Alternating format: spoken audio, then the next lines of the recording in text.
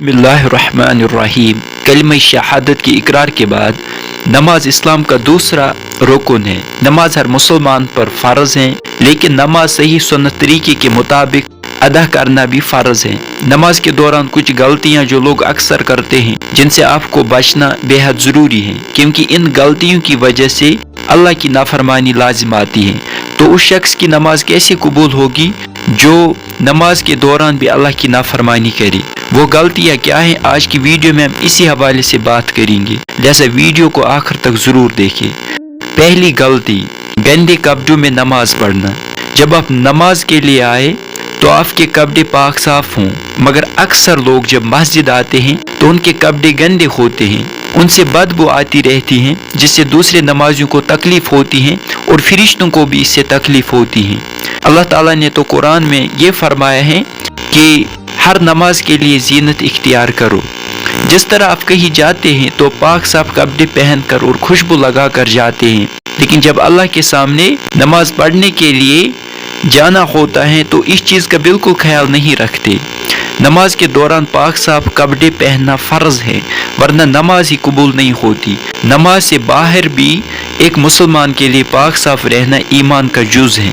दूसरी गलती, टाइट और ट्रांसपेरेंट कपड़ों में नमाज पढ़ना। यह गलती भी आजकल आम है। नमाज के दौरान सतर ढांकना भी फ़र्ज है, इसलिए नमाज उन कपड़ों में ना पढ़े जो टाइट और ट्रांसपेरेंट हों, जिससे सतर विजिबल रहने का या खुलने का अंदेशा हो। जो कपड़े आप रात को पहनते हैं उनमें भी नमाज ना पढ़े। हो सकता है कि वो गंदे हों या टाइट हों, जैसे टाइट ट्राउजर्स वगैरह रात को आमतौर पर पहनते हैं।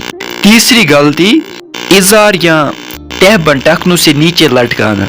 मर्दों के लिए वैसे भी ट्राउजर वगैरह टखनों से नीचे लटकाना मना है, लेकिन नमाज के दौरान इस बात का खास ख्याल रखिए कि ट्राउजर वगैरह टखनों के ऊपर हो, वरना नमाज ही रिजेक्ट होने का खदशा है। हदीस में नबी अलैहिस्सलाम ने फरमाया है कि 3 आदमियों की तरफ अल्लाह ताला क़यामत के दिन नहीं देखेगा, न उन्हें पाक करेगा और उनके लिए दर्दनाक अजाब है। एक एहसान जताने वाला, दूसरा टखनों से नीचे इज़ार लटकाने वाला और तीसरा अपना माल झूठी कसम के जरिए बेचने वाला। कितनी शदीद वईद है इसमें, अल्लाह ताला अपनी अमा में रखे। चौथी गलती, जब आप नमाज पढ़ने के लिए किबला रुख खड़े हों तो ये ख्याल रखिए कि आप अल्लाह के सामने हैं, इसलिए फिर दुनिया के बारे में सोचना छोड़ दो।